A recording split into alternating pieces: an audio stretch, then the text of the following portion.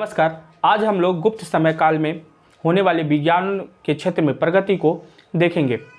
विज्ञान के क्षेत्र में प्रगति गुप्त वंश की एक विशिष्ट और अनूठी विशेषताएं थी। इस समय बहुत ही अधिक अचीवमेंट देखे गए विज्ञान के क्षेत्रों में, खासकर गणित में। इसमें हम लोग देखेंगे वराहमिहिर और आर्यभट्ट जो प्रमुख रूप से उभरकर सामने आए थे। तो पहली बार हम लोग आर्यभट्ट के बारे में जानते हैं। आर्यभट्ट 499 एडी में पहले मैथमेटिशियन थे जिन्होंने बताया था कि पृथ्वी गोल है और यह अपने अक्ष पर घूम रही है। ये जो किताब में बताए थे वो पहले इनका जो किताब था उसका नाम था आर्यभट्टम, जो वो 499 एडी में लिखे थे। ये उन्होंने जो पृथ्वी के आकार का जो आकलन किया था, जो आंकड़े दिए थे, वो आज आधुनिक समय में भी के आंकड़ों से लगभग मिलते जुलते हैं।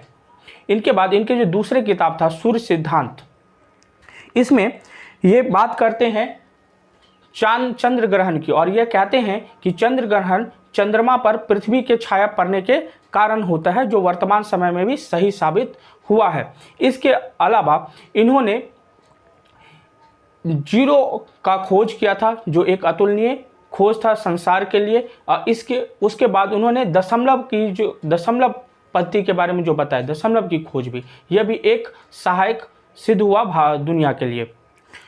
इसके अलावा इसके बाद हम लोग देखते हैं दूसरे जो साइंटिस्ट और एस्ट्रोनॉमर थे वो थे वराहमिहिर। इन्होंने एस्ट्रोनॉमी को 3 भागों में बांटा, 3 शाखाओं में, तंत्र, होरा और संहिता।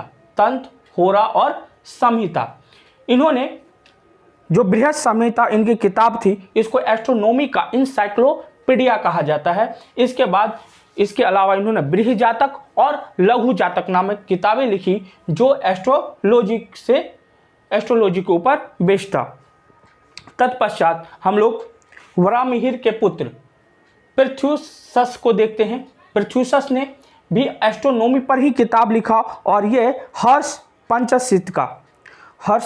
पंचशिका इनकी किताब का नाम था। उसके बाद जो दूसरा जो एस्ट्रोनॉमर थे, मतलब विद्वान थे, वो थे लटादेव, जो वो साइंटिस्ट थे और आर्यभट्ट के ही मतलब अनुयायी थे। इन्होंने जो किताब लिखा था उनका नाम था रोमकस सिद्धांत। उसके बाद हम लोग ब्रह्मगुप्त इनको देखते हैं, एक नामी व्यक्ति जो एस्ट्रोनॉमर थे, मैथमेटिशियन थे, और इन्होंने यह बताया था न्यूटन से कई दशक पहले इन्होंने यह बता दिया था कि पृथ्वी पर जो कुछ गिरता है वो लॉ ऑफ नेचर के कारण गिरता है पृथ्वी पर, जिनको न्यूटन ने ग्रेविटेशन फोर्स बताया था। इसके अलावा और उसी के कारण पृथ्वी किसी भी चीज को अट्रैक्ट कर पाती है अपनी तरफ। यह एक ग्रेट वर्क था। इसके बाद हम लोग देखेंगे दूसरे मेडिकल साइंस के क्षेत्र में गुप्त समय में जो काम हुए थे, उसमें हम लोग देखते हैं चरक संहिता और सुश्रुत संहिता। एक आइडियल बुक है मेडिकल साइंस के लिए, और इसमें उन्हें एक गाइड बुक था मेडिसिन एंड सर्जरी का।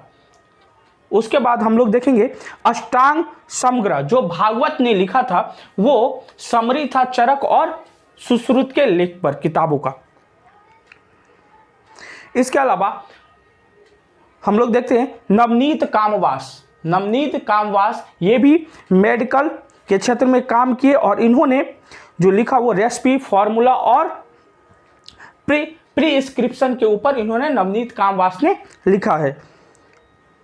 उसके बाद पलकप्य थे।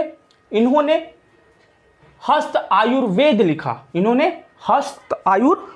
लिखा, जो बताता है, हस्त मतलब हाथी के बीमारियों के बारे में और उसके उपचार के बारे में। दूसरी तरफ अश्वशास्त्र लिखा गया, जो कि सागे सलहोत्र ने लिखा था, और यह घोड़े की बीमारी और उनके इलाज के बारे में बताया गया।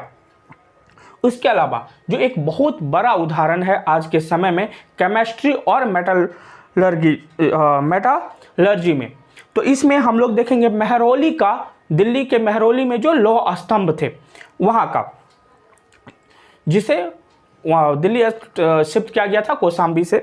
यह एक ऐसा लौह स्तंभ है जिसमें आज तक कोई रस्ट नहीं लगा है, कोई जंग नहीं लगा है, और इसका जो हाइट है ये हम लोग देखते हैं कि 24 फीट हाइट है और 40 सेंटीमीटर इनकी डायमीटर है। और आज तक ये चिंता का विषय है, मतलब खोज का विषय है कि इसमें रस्ट क्यों नहीं लगे। उसके बाद जो ह्वेनसांग थे उन्होंने कहा कि उस समय गुप्त समय काल में कई सारे कॉपर और ब्रॉन्ज की महात्मा बुद्ध की मूर्तियां थी, जिसमें सबसे बड़ा जो उन्होंने ह्वेनसांग ने उल्लेख किया 25 मीटर हाइट की कॉपर और जिंक की महात्मा बुद्ध की मूर्तियां। इस तरह हम लोग पूरे गुप्त वंश में विज्ञान के क्षेत्र और विज्ञान के अन्य अलग अलग शाखाओं में किस प्रकार प्रगति हुई, उस पर कौन कौन से किताब लिखे गए, कौन कौन से खोज हुए, उसे देखते हैं। आज के लिए इतना ही, धन्यवाद।